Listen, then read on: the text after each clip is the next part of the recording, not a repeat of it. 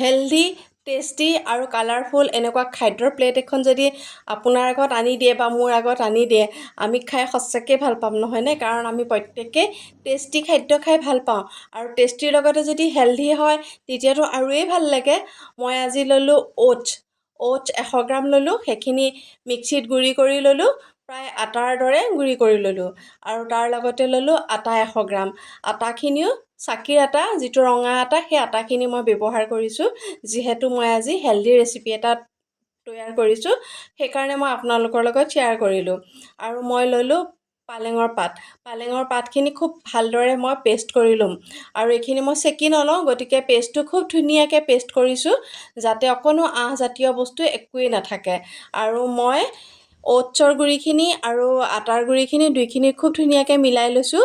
মিলাই লোৱাৰ পাছতে তাতে মই পেষ্টখিনি দি দিলোঁ, যিখিনি পালেঙৰ পেষ্ট মই গুড়ি কৰি থৈছিলোঁ, সেই পেষ্টখিনি দি দিলোঁ আৰু দি তাত মই এতিয়া সোৱাদ অনুযায়ী অকণমান মই নিমখ দিম। নিমখখিনি অৱশ্যে নিজে চাই বুজি দিব লাগিব, কাৰণ এই ৰেচিপিটোত শেষতো নিমখ ব্যৱহাৰ হ'ব, গতিকে নিমখ অকণমান চাই চিতি দিব লাগিব। আৰু আটাখিনি মই এতিয়া সানিবলৈ ধৰোঁতে শুকাই আছে, গতিকে মই মিক্সি জাৰটোত যে পালেঙৰ পেষ্ট লাগি আছিলে তাতে পানী অকণমান দিলোঁ, দিয়াৰ পেষ্টখিনি মই বনাই ল'লোঁ। এইটো আটাৰ লাডু, খুব ধুনীয়া এটা কোমল আটাৰ লাডু প্ৰস্তুত কৰি ল'লোঁ আৰু আধা ঘণ্টামানৰ কাৰণে ৰেষ্ট কৰিবলৈ দিব লাগিব আৰু তেতিয়া ভাল হ'ব, বেলিবলৈও ভাল হ'ব আৰু কোমল হৈ যায়। গতিকে মই আটাৰ লাডুটো লৈ এতিয়া মই বেলিলোঁ। বেলাৰ পাছতে মই খুব ডাঠকৈও বেলা নাই আৰু পাতলকৈও বেলা নাই আৰু বেলি লৈ এনেকৈ শ্বেপত কাটিছোঁ। আৰু আপোনালোকে যদি বনাব বিচাৰে শ্বেপটো কিন্তু নিজৰ মতেও দিব পাৰিব। আৰু মই পানী ল'লোঁ এটা কেৰাহীত আৰু তাতে নিমখ দিলোঁ আৰু অকণমান ৰিফাইন তেল দিলোঁ। আৰু পানী কিমান পৰিমাণৰ লৈছোঁ গম পাইছেনে? আটাখিনি মোৰ যিমানখিনি তাৰ দুগুণ পানী লৈছোঁ, কাৰণ আটাখিনি পানীত খুব ধুনীয়াকৈ ডুব যাব লাগিব। আৰু ৰিফাইন তেল এইকাৰণে দিলোঁ, তেতিয়া আটাখিনি ইটোৱে সিডালৰ লগত লগ খাই নাযাব। গতিকে আৰু আমি কেতিয়া সিজিলে গম পাম কেনেকৈ জানেনে? যেতিয়া আটাখিনি পানীৰ ওপৰলৈ উপঙি আহিব, তেতিয়া সিজিলে বুলি আমি গম পাম আৰু তেতিয়া পানীৰ পৰা আটাখিনি আমি নমাই আনিব লাগিব।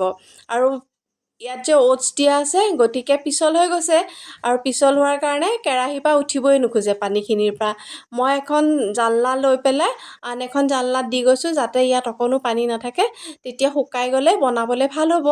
আৰু সেইকাৰণে মই এখন জালনাত আকৌ টুকি লৈছোঁ। আৰু এই পানীখিনি চুপ বনাওঁতে, দাইল বনাওঁতে বা শাক পাচলি বনাওঁতে, তৰকাৰী বনাওঁতেও ব্যৱহাৰ কৰিব পাৰিব, পেলাই নিদিব কিন্তু দেই, ময়ো পেলাই নিদিওঁ।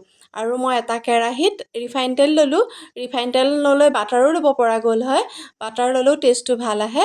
মই আজি ৰিফাইন তেলেই ব্যৱহাৰ কৰিলোঁ আৰু পিঁয়াজ দিলোঁ আৰু দীঘলীয়াকৈ গাজৰ আৰু ফ্ৰেঞ্চ বিন কাটি সেয়া ব্যৱহাৰ কৰিলোঁ। পাচলিখিনি অলপ ভাজিব লাগিব, খুব বেছিও ভাজিব নালাগে, মাত্ৰ কেঁচা ভাৱটো গ'লেই হ'ল। আৰু আৰম্ভণিতে নিমখ দিব নালাগে, কাৰণ নিমখ দিলে পাচলিৰ পানীখিনি ওলাই যাব যে, পাচলিখিনি বেছি সিজি গ'লে খাবলৈ বেয়া লাগিব। গতিকে যেতিয়া অলপ সিজি গ'ল, তেতিয়া মই নিমখ দিলোঁ আৰু ফ্লেক্সিড দিলোঁ। ফ্লেক্সিডখিনিও নিজৰ টেষ্ট অনুসৰি দিব পাৰি। আৰু মই ইয়াতে দি দিলোঁ ঘৰতে বনাই থোৱা পাস্তাখিনি।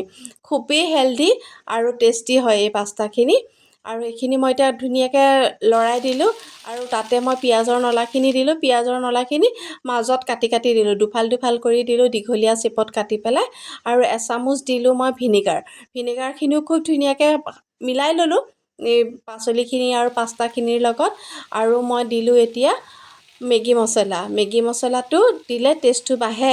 আৰু যদি আপোনালোকে দিব নিবিচাৰে তেতিয়াহ'লে মেগী মছলাটো নিদিলেও কথা নাই। আৰু মই অকণমান জালুকৰ গুড়িও ছটিয়াই দিলোঁ, খাবলৈ ভাল হয়, সোৱাদটো বাঢ়ে। আৰু মেগী মছলা, জালুকৰ গুড়ি অপশ্যনেল। আজি ইয়াত মেয়নিজ বা চয়া চচো দিব পৰা গ'ল হয়, কিন্তু মই আজি ব্যৱহাৰ কৰা নাই। যদি আপোনালোকে বিচাৰে, যদি বনায়, দিব পাৰে কিন্তু। আৰু মোৰ খাদ্যখিনি প্ৰস্তুত কৰি হৈ গ'ল।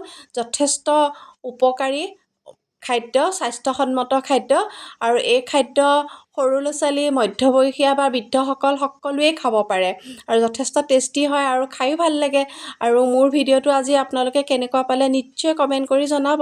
আৰু যিসকলে আজি প্ৰথম মোৰ চেনেললৈ আহিছে তেওঁলোকে নিশ্চয় ছাবস্ক্ৰাইব এটা কৰি দিব, তেতিয়া এনেকুৱা হেল্ডি আৰু টেষ্টি ৰেচিপিসমূহ পাই থাকিব।